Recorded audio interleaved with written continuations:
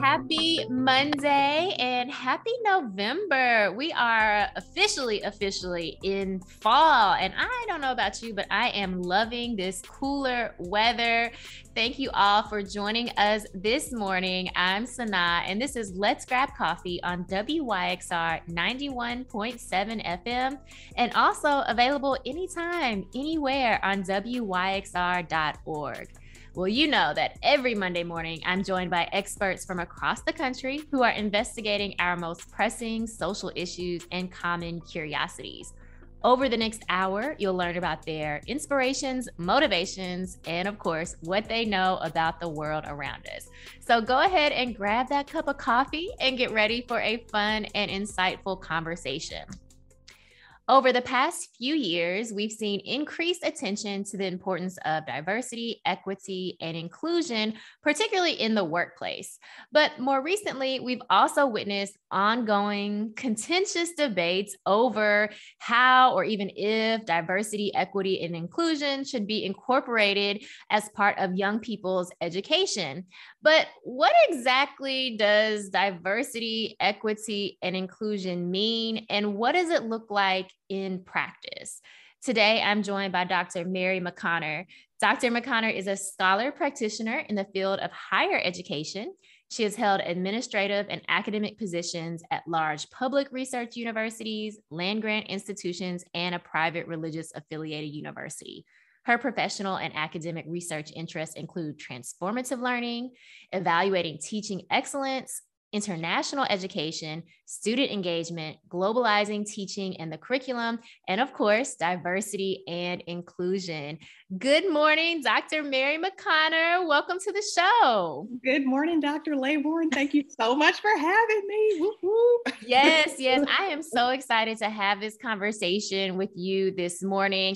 And I have to tell our listeners, so Dr. McConner just recently gave an excellent presentation for the Junior League of Memphis Apex Diversity, Equity, and Inclusion event, where she talked about allyship. And maybe we'll talk a little bit more about that later in the show. But I knew I had to have her on because she's such a wealth of knowledge around a topic that is so important, not just because it's circulating kind of in the, national conversation, but because of what it really means if it's done correctly. And I think we have to talk about it here on Let's Grab Coffee because we've mentioned different bits and pieces over, the course of this last year being on the air. But then I realized I've never had an actual expert about DE&I on the show so that we can have a really informed conversation. So I'm so glad that you said yes to chatting with me today. Yeah, well, thank you so much for having me. And I mean, it's no secret, you know me, you know that this is an area I'm so passionate about, especially social justice education and just DE&I in general. So yeah, I'm glad to be here with you today and looking forward to a good conversation. Yes, I am so excited. So let me just start with this. So can you tell our listeners, we talk about diversity, equity, and inclusion, I think so much to where part of its meaning or significance have been diluted in some ways, when terms become buzzwords and people aren't exactly familiar with what the purpose is or the goal. So could you tell us just a little bit about what DE&I is and maybe even what it's not? Okay. Yeah. And you know what? DE&I has become such an umbrella term that I think a lot of people think they're the same things, right? But diversity, equity, and inclusion are very distinct things. And so diversity is just about difference, right? About all the different lived experiences we bring, the different backgrounds, ethnicity, race, religions. That's diversity. Whereas inclusion it's more about creating a sense of belonging. Do the individuals who are a part of a community or organization feel like that they are included in that organization, right? Do they feel like they belong there? And then equity, I touched on this a little bit during my talk about allyship, or it might've been before that, but equity and equality often get used interchangeably, right? And equality is about sameness. Does everybody have the same things? Whereas equity is more about looking at the individual and saying, okay, what does this individual need in order to succeed? And I'll give a personal example. I am neurodivergent. neurodivergent. And so I have dyslexia, for example. And so for me growing up, and even now, there are certain accommodations that I may need that someone who's neurotypical may not need. So, I think about needing a quiet space or time and a half on a test when I was a student. And so that's an example of equity, right? Making sure that people have the resources or whatever it is that they need in order to be successful, and not treating everyone necessarily the same. So it's really important that we talk about the difference between the two, because they get used interchangeably all the time. And I'm just like, no, but that's more equality than equity, right? Yeah, I think that is so important to bring up that distinction, because I kind of think for a while there had been a focus on equality, right? That we want equality. But as you mentioned, there are certain, maybe even individual or group characteristics or historic barriers that require more focus on equity versus simply just saying, okay, everyone has the same thing. So I love your example, and especially being an educator, I'm definitely familiar with different accommodations. And I like that framing of, giving people what they need in order to be successful. Right. And I think that is so key, because we want people to be successful. The other point that you brought up when you were talking about inclusion were these feelings of belonging. Yeah. And that is so key. That's just a very human desire and need that we all have, to feel that we belong, and feelings of belonging in the organizations and institutions that we are a part of is so key. Yeah. I'm wondering if you could talk about some of the ways that we can foster these feelings of belonging or foster inclusion. Or to say it another way, even if there are certain practices or policies where we see people feeling excluded. Yeah. And there's so many different ways to go about it. But of course there are some best practices, right? And, we talked about this a little bit last week too, where, you may have different affinity groups on your campus or within your organization. And then that's just one way for people to feel like, okay, I feel like I can connect with this particular group, and this makes me feel a little bit more included on campus. You have different programs and initiatives. One of the things that, we like to do in higher education, we have lots of events for students. And so you might have everything from doing, different events around different Heritage Month celebrations to just having discussions. And I think the key really I think a big part of it is making sure that we're having conversations with the individuals who may not feel a sense of belonging within the organization. So I think awareness is the biggest part of it, and saying, okay, what can we do better? What can we do as an organization to make you feel more included, right? And not so much just asking for the sake of asking, but really listening and saying, okay, we're going to build structures around this. We're going to build policies around this. We're going to make sure that we are intentional in including all the various stakeholders, whether it be, and I'm talking specifically about higher education because I work in academia, but whether it be for our faculty population, our student population, staff, administration, even alumni, just having those different ways to make sure people feel like, you know what, I like this organization, Yeah. And going back to the diversity piece and the inclusion piece, and Russell Wigington mentioned this during his talk about diversity is kind of the easy part, kind of, when you think about it, it's easy to bring a group of people together, but it's much harder to create an inclusive environment and say, okay, I have all these people here. Now, what am I doing to foster an environment where they feel like I belong here? And that's the hard piece. And a lot of organizations, I think, that's an area that just requires focus. They have to work a lot harder on that inclusion and equity piece than they do the diversity at this point, especially in the academy, because we are seeing that the student population is becoming increasingly diverse, right? So that's the easy part, like I said, but it's the inclusion and equity and belonging that requires the most focus a lot of times. Absolutely. Yes. And you mentioned Dr. Russell Wigington, who was the opening speaker for that junior league event that I mentioned previously. And you're right. The diversity is the easy part in many ways. It is how do we actually create the structures, as you mentioned, the policies and practices that foster inclusion and that ensure equity, because it is a process. And one thing that people hate is a process. Yeah. Yeah. Yeah. But I will say this, the thing about DE&I, the thing about this work, it's not going to be a quick fix. And anybody, and I'm just going to keep it real because, I'm seeing a lot of positions open up at different organizations and companies. You're seeing like chief diversity officer, vice president for diversity, equity, and inclusion. I mean, left and right. And I think organizations, I think the intent is right, but I think they have to realize, okay, when you bring this person on, one, recognize that they're going to need help. It's not just one person's job to shift a culture, to try to make it more inclusive. And then the second point is make sure you give that person the resources they need to succeed, right? And so it's just a lot of things. I've been seeing it more and more, and I'm like, okay, this is a good thing, but we have to recognize that change will not happen overnight. It is a process. And I know I use that word again, but it requires strategic planning, and it requires working with various stakeholders within that organization to really get to the change you're hoping to see.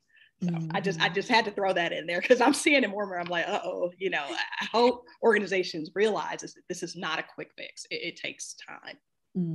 I think, as you mentioned, a lot of organizations are understanding the importance of being attentive to diversity, equity, and inclusion kind of overall, but there does seem to be a barrier or a bit of an obstacle once we get to, okay, how do we implement it?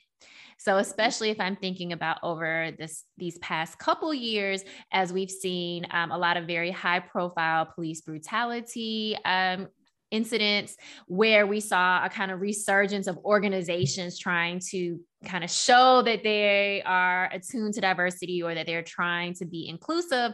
But we've also seen a lot of organizations fall flat on those efforts. So as you mentioned, there's on one hand, organizations are more aware on some level of like, okay, we have to do something. But what that actually looks like in practice can vary, widely across organizations for the reasons you mentioned. Of course, resources being a big one, but also that it's not just the chief diversity officer's job, but rather it's everyone in an organization. It's their job. So I'm wondering if you could talk about how do you get buy-in from the different populations at an organization or the different stakeholders or interest groups within an organization? Yeah, it's not easy, but it can be done. And I think the biggest thing is it has to start all the way at the top. And so, the reason I mentioned the chief diversity officer role is because that's a role I've worked in, and I'm familiar with that. But I mean, when your CEO and the individuals, even at the board level, and the individuals at the executive level say, okay, this is a priority, that's number one, is having the support from people at the senior leadership level is really important. And then, so of course, I'm looking at this from a higher ed perspective. I think another thing is, especially when working with students, is making sure that they feel included in the process. And so a lot of times, I think some of the mistakes we make is we go in with certain assumptions like, oh, our students will want to see these kind of programs or these kind of events, and this should create that culture of belonging, right? But really, the key is to say, hey, what are some things you would like to see? What are some different programs or initiatives that you feel like would create a better campus climate, right? And so talking to different stakeholders, talking to faculty, doing the same thing and saying, hey, this is something that's really important to the organization, and we want to hear your feedback. And everything, I think, especially in DE&I, everything has to start with that initial assessment of, okay, where are we? right? Because you can't really know where you're going or what the problems are until you do a really in-depth assessment of, okay, these are some of the key issues. I have all this feedback. I've done these focus groups. I've done these surveys. Now let's come up with some strategic ways to address this, to become better as a collective, and to make sure that everybody feels like they're included in the process. So hopefully I answered your question there. Yeah. but yeah. Yeah, I think it's, on one hand, you have kind of these general procedures or practices that can be implemented across organizations. So like you said, raising awareness, taking assessments, and then deciding, okay, how are we going to move forward with the resources that we have? And I think that's a general kind of process that can be applied across institutions or organizations. But what it actually looks like in practice is going to differ depending upon who is part of your organization and kind of what are the different groups that are represented and that need to be, have those feelings of belonging and inclusivity and equity. And that can look very different depending upon where you are. So I'm just thinking about, I think most listeners know I work at the University of Memphis. We have a growing Latino student body population. And so our efforts around DE&I are going to look very differently today than they would have 10 years ago when our Latino student population was, not really substantial, if present at all, right? So those efforts are going to look different. And I just say that to say you can't have kind of a one size fits all approach. Exactly. Yeah. And one thing you touched on, I love that. Like, it's almost like in DE&I, because it's always changing, right? It's an evolving field, but you have to be so aware. You have to evolve with the individuals you're serving. So you talked about like this particular, we've seen a spike or an increase for this particular population. So we recognize we need to focus more on making sure that we are doing things for this particular population, right? And so that's the thing too, is constantly evolving too. And if you're not keeping up, we talk about this, like I'm a part of an organization called NADAHE, the National Association of Diversity Officers in Higher Education. And if you're not keeping up with best practices and how the field is evolving, it's really easy to be like, oh, wait a minute. What I'm doing is really outdated. And I'm not really engaging in practices that are serving the populations we serve. So yeah, you absolutely have to evolve with the individuals you're serving. And that's for any organization. Mm-hmm. Yeah. So we talked a little bit about there might be things that you want to add as you're involved in DE&I efforts. But I'm also wondering, are there often things that might need to be subtracted or eliminated as we're thinking about DE&I efforts at, in a higher education setting or in other organizations as well? Oh, that's a good question. Are there things that need to be eliminated? I think one thing that came to mind is I think a lot of times people view compliance and culture as one when they're really two separate entities, right? And so anytime you're looking at diversity, equity, and inclusion within your organization, you have to recognize there are two distinct things, right? So you have the compliance piece. And, that's like Title VI, Title VII, ADA, Section 504, that piece, right? Where you have federal laws telling you, you have to do this, or this is illegal, you cannot discriminate.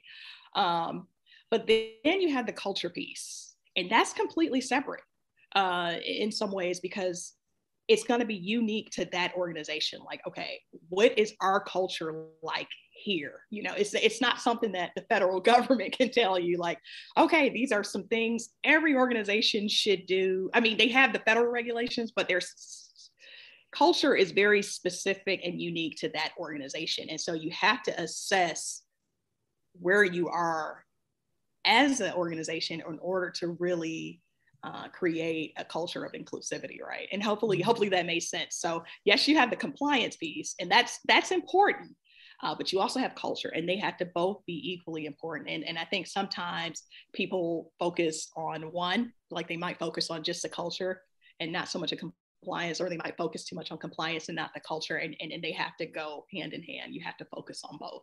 Oh, I like this idea of compliance and culture. I never thought about it in this way. So I want to dig more deeply into this idea of culture, but let's Mm. take a quick break first. You're listening to Let's Grab Coffee on WYXR 91.7 FM. We are here on Let's Grab Coffee on WYXR 91.7 FM. I'm SunAh, and I'm here with Dr. Mary McConner, a scholar practitioner in the field of education and an expert on diversity and inclusion. Now, before the break, you brought up this distinction between compliance and culture when we're thinking about diversity, equity, and inclusion efforts.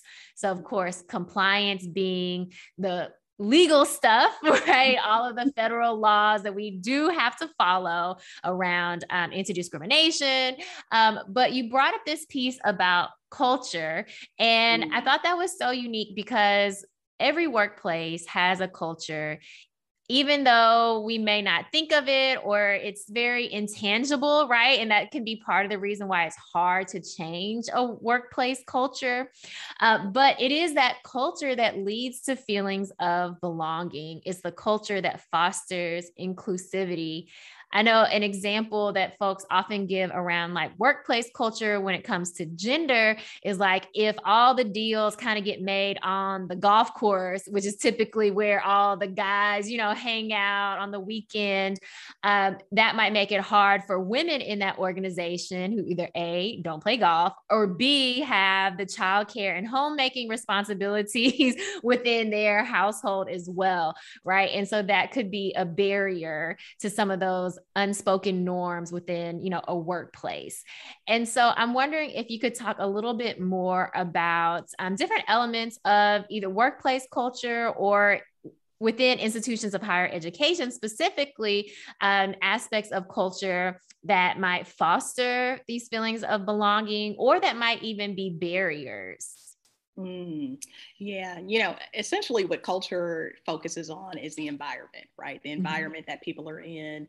And like you mentioned, whether or not they feel included or excluded. And, one thing I kind of want to talk about, just to kind of talk about in modern terms, we're seeing this great resignation, right? And so I think it's been eye-opening for a lot of employers because there was this assumption of, people are leaving because we're not paying them enough. And so when jobs started paying more and people weren't necessarily running to sign up or interview for these positions, it's like, okay, it's more to this than just the money aspect or just, I think people have spent the time to really reassess and say, you know what?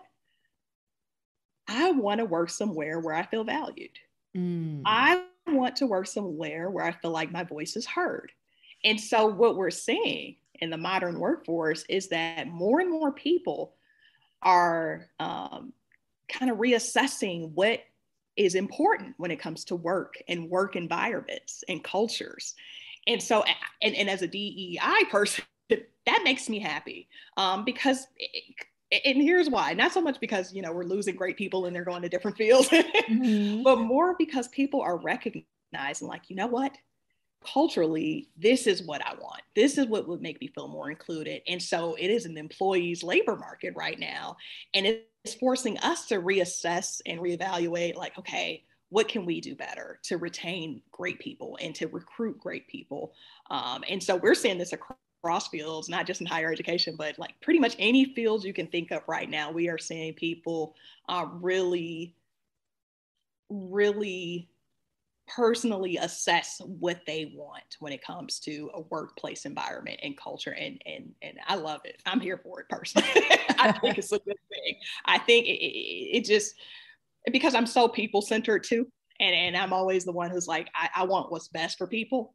And I want people to know what's best for them and what will make them thrive. And so that's why I am personally here for the Great Resignation. I think it's a good thing. And I think we're going to see some great things in the workplace because of it. We're going to see some necessary changes. Absolutely. I'm glad that you brought that up because so many folks are taking this opportunity to, as you said, identify, their values, identify their needs in the workplace. We spend such a big portion of our lives in the workplace. And so people feel that flexibility and that empowerment to say, okay, in a workplace, it's not just about the financial compensation and the benefits package, which definitely, are still important, but it is about, and I love how you said it, am I valued? Am I heard? Are my contributions acknowledged? All of that is part of a workplace culture. And I'm thinking also just tangibly in regards to workplace culture, like, are the expectations that you're going to work, above and beyond your stated hours? Are the expectations that you have to be physically present, in a building, right? Are the expectations that, you respond within an hour to any type of correspondence, right? That fast-paced environment. And I think a lot of people are definitely, rethinking those aspects of, workplace culture for sure. Yeah.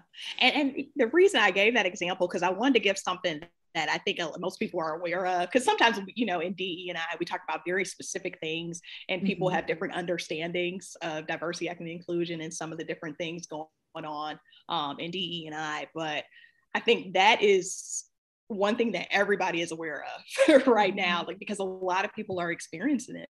And so that's just like a current example of culture and how important it is and how much of a role it plays in people's experiences. Absolutely. I also was thinking, as you were talking about I heard some really great presentations by students recently about ways to make the university more inclusive. And they were really focusing a lot around different ability status, kind of as you mentioned before, and things just like making sure your videos have captions or that there's sign language interpreters available.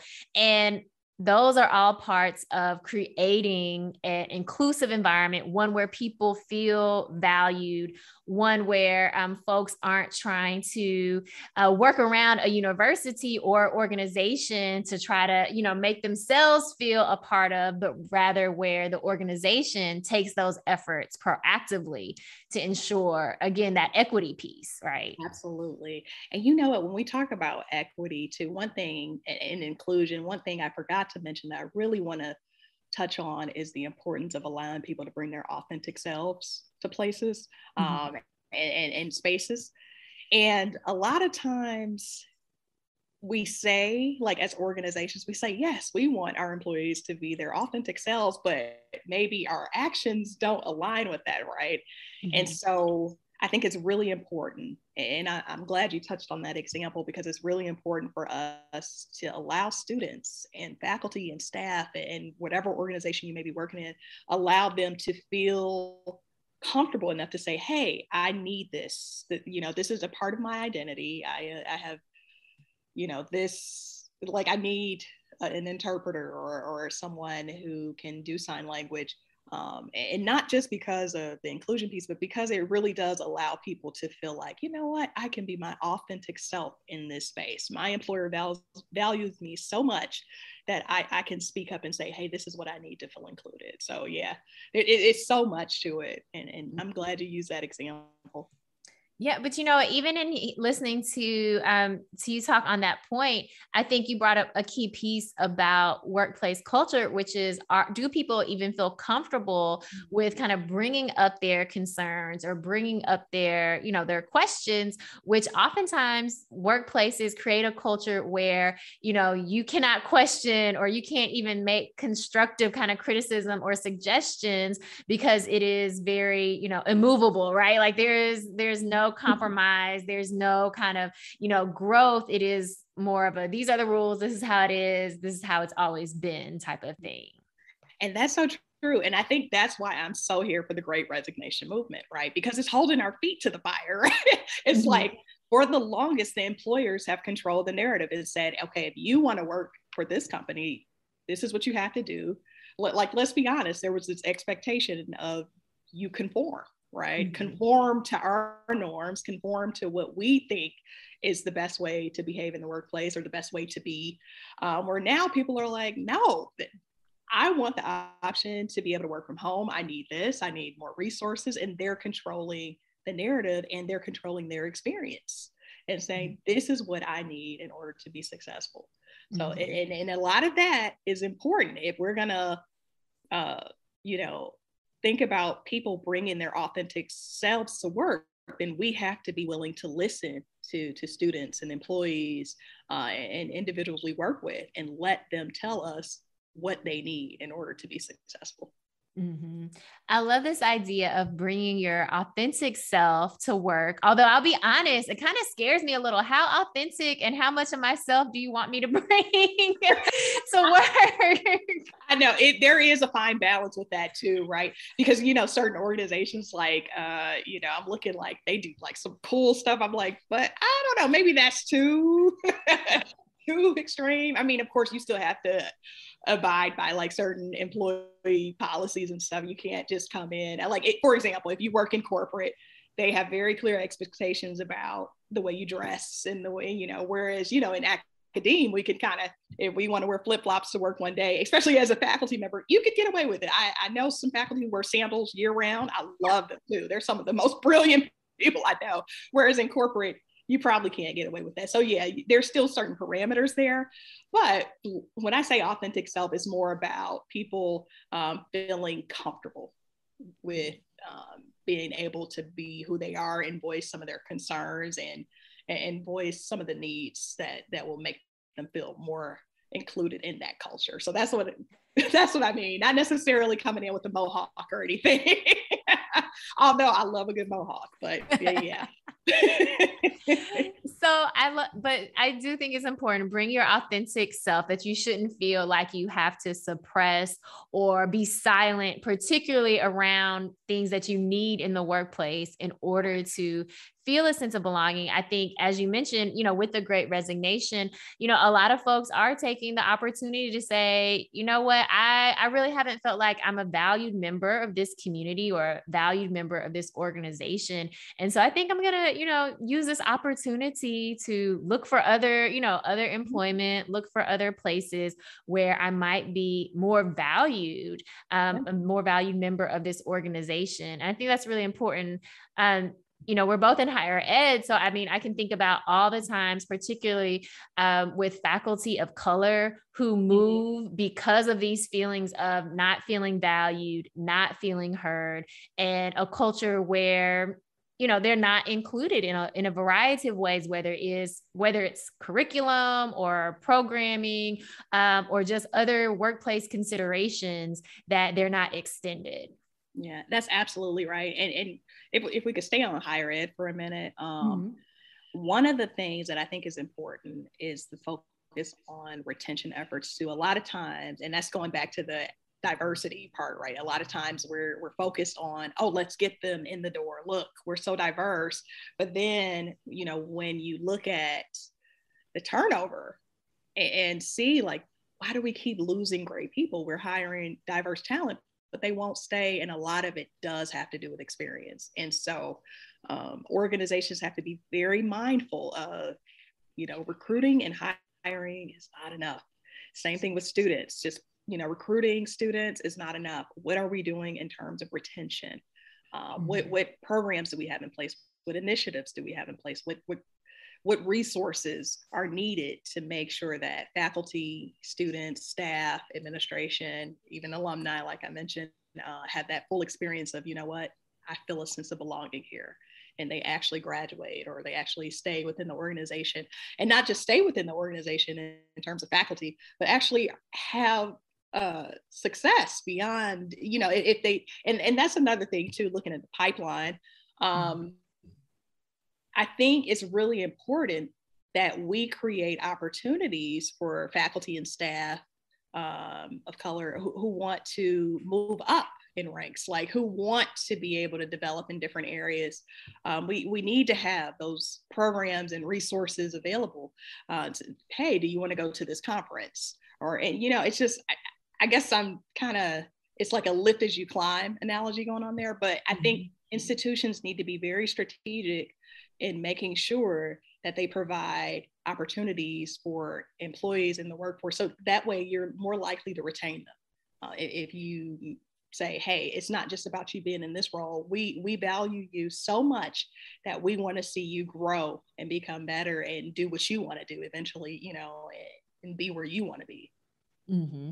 Absolutely. And that brings it back to this idea of resources. So not just saying, okay, we have, a diverse workforce, or we have a diverse student body, but what are the resources that we have in place to invest in, these different members of our community? How can we continue to develop their potential or develop their interest, and show that we are actually supportive of them and kind of what they want to do within our organization. And I think that's so key. The resources part is always going to be the key whenever we're thinking about, making any type of changes.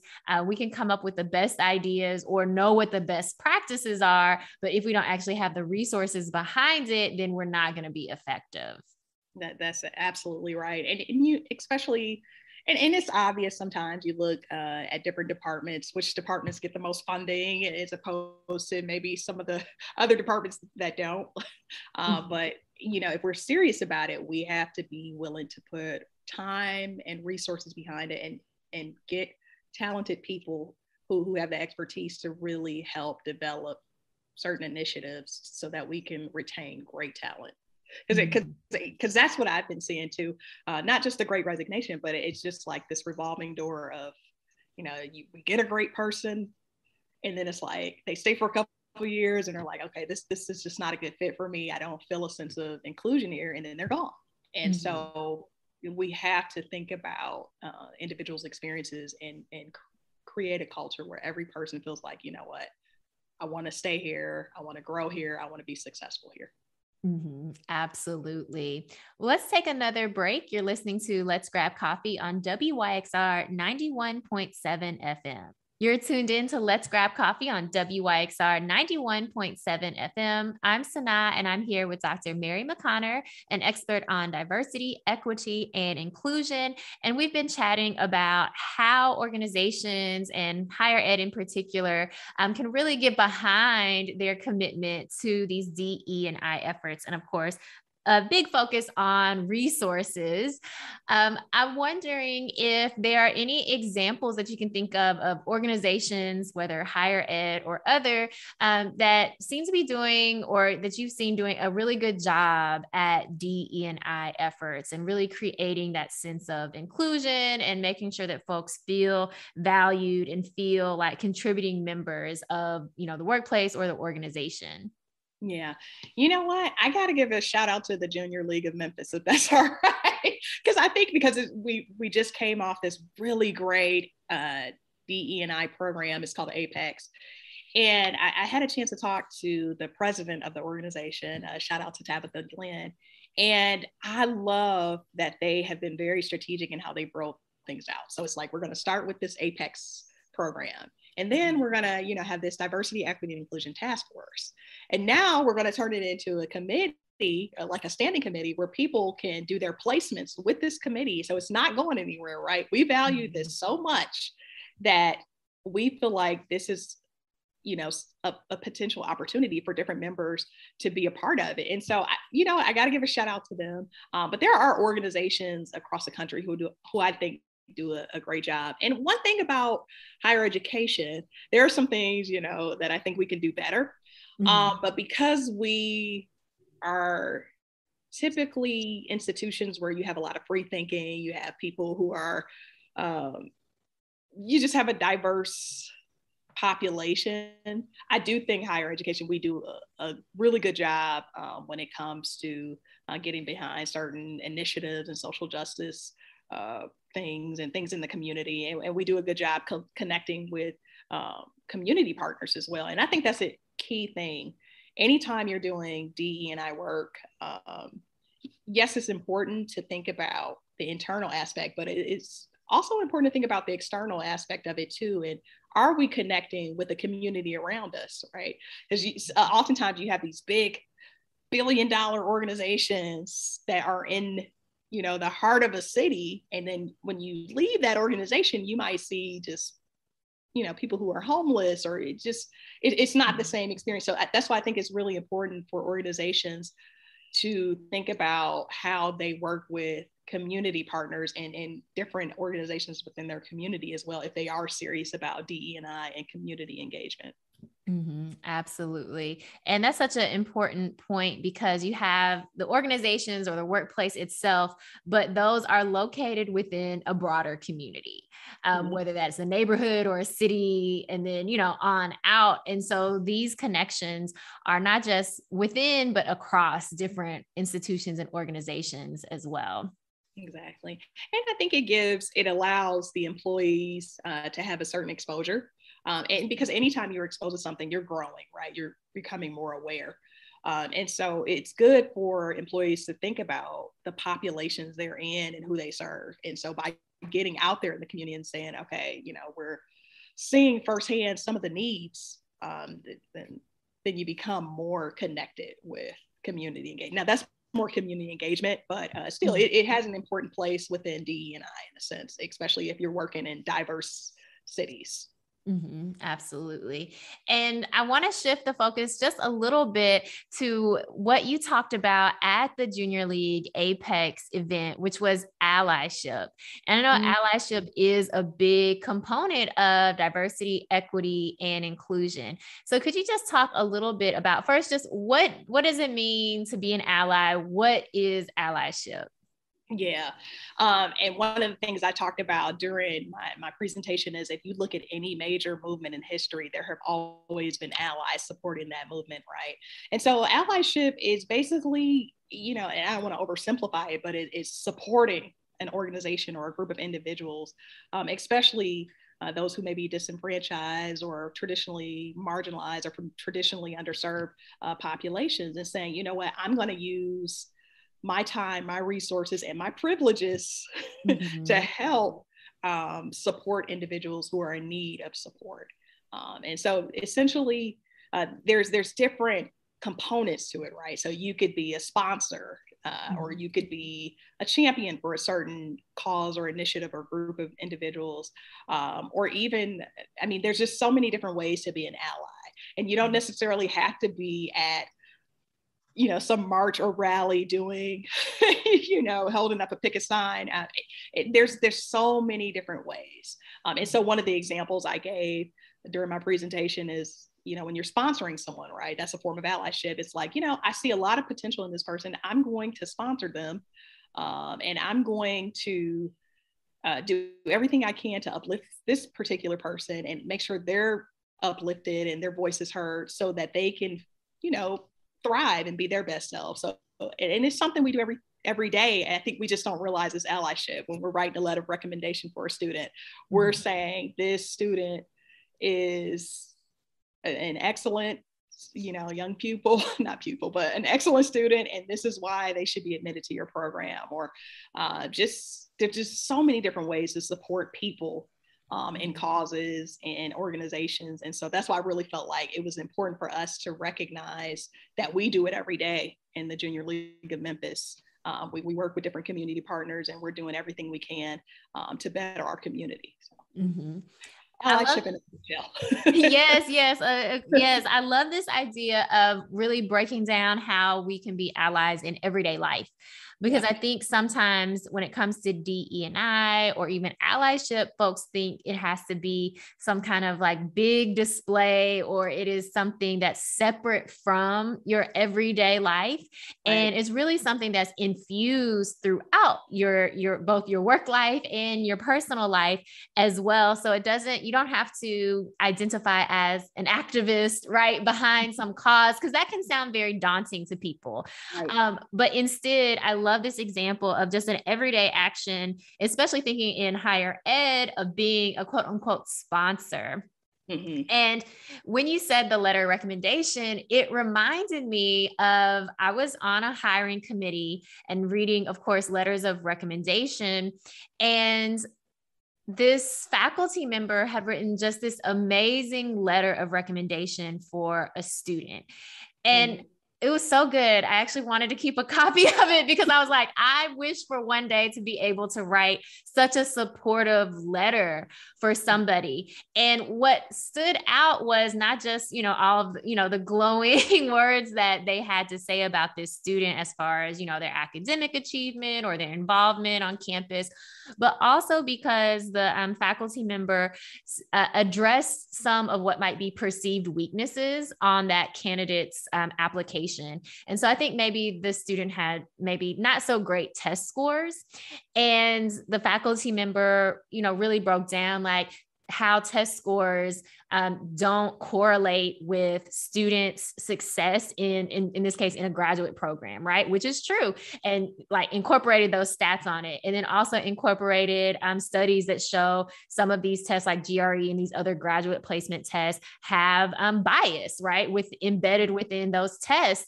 And so I thought that was such a great way of this person, using their privilege, their position of power as a faculty member to really address some inequalities that are embedded in this case, in the testing process, but also really going to bat for this student in a way where I was like, we have to accept this student. Like we just have to, right?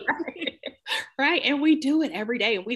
And that's the thing about allyship. We do it and we don't realize we're doing it. We don't realize that there are certain actions we're taking or certain privileges that we may have as leaders and faculty members that's really helping someone else and really creating a level playing field for that person. I love that example you just provided about, because there has been so much research that has shown, sometimes with tests, there's some bias there. Like not everyone is going to be successful when taking standardized tests. There's just so much research on it. And so I love that. But that particular faculty member was able to not only speak to the student's character and the things that they bring, but they also speak to maybe some things that they did not necessarily do well on and why.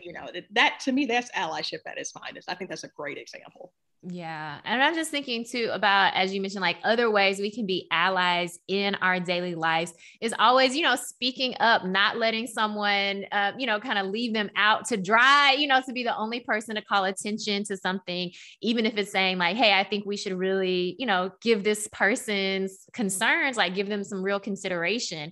I think that can go a long way as well. Absolutely. And I will say, I have been lucky in that as a woman of color, as a Black woman to be specific, who is neurodivergent, I have been lucky to have some really great colleagues who are like, oh, wait, let's make sure that do you have the resources you need? Can you hear okay? Because, sometimes I have to focus a little bit more to take notes. And so we see it every day. And that's the amplifier, right? Saying like, oh, wait, how can I amplify your voice and your experience to make sure you have what you need? And so we see it all the time. And that's the beauty of it. And we just have to realize that it's a part of who we are. Looking out for people is truly who we are at our core. And it's what makes us great. Yes, absolutely. So I know we're getting close to the end of our time together this morning, but I'm wondering for you, as you kind of look to the future of where DE&I efforts might be going, is there something that you're hopeful for, or something that you hope that for our listeners that they can incorporate, thinking about diversity, equity, and inclusion, even in their workplaces, wherever they may be? Yeah.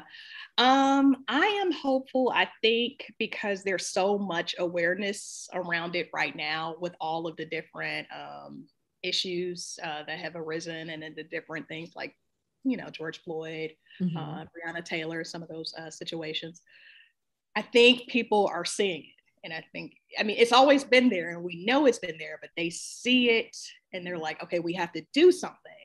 I think the key is figuring out, okay, what do we do next? And a lot of people, the intent is there. I think the sincerity is there. It's just not knowing what the next step should be. So I think the biggest thing is making sure that you have individuals within your organizations who can really bring a certain expertise to help you figure out how to best roll out certain strategic plans and initiatives and how to be champions in a way that's authentic. So it doesn't, and I didn't talk about this too much, and I know we're coming up on the end, but you never want your DE&I efforts to come off performative. You never want it to come off as, okay, we're doing this is because this is the hot thing to do right now. You know, you want people to feel like, okay, they're serious about this. This is authentic. And so that's why I think it's important to have experts and then be supportive of those experts and recognize that it's a collective. You know, it takes a collective to really drive those initiative and efforts home. And so, yeah, I mean, you hear different things like, oh, if it has to be everybody's work, you know, and I know that's kind of cliche, but in a sense, it doesn't necessarily have to be everybody's work, but everyone has to recognize its importance in order for it to be effective. Yeah, absolutely. Well, Dr. McConner, thank you so much for joining us this morning. It was such a pleasure to talk to you about diversity, equity, and inclusion. Thank you. Thank you so much. This is a lot of fun. You know, I got to come back. Yes, absolutely. Absolutely. Well, thank you again to Dr. Mary McConner for chatting with us this morning about diversity, equity, and inclusion. And I just want to echo what she said at the end, which is even if it may not be everyone's work to do, it is everyone's role to understand the importance of diversity, equity, and inclusion. And to remember that there are ways that all of us can be allies to folks. It doesn't have to be, you know, activism where we're out in the streets, but it can be things that we do simply in our own workplace, whether that's amplifying someone's message in a meeting or just being attuned to the different needs that your coworkers have, or in the higher education setting, of course, being attuned to your student body and understanding what their needs are by asking them and not assuming that you know what students might need. And I think that's applicable to a lot of different organizations as well, that we do have to talk to the folks and not assume that we know what's best or we know what they need.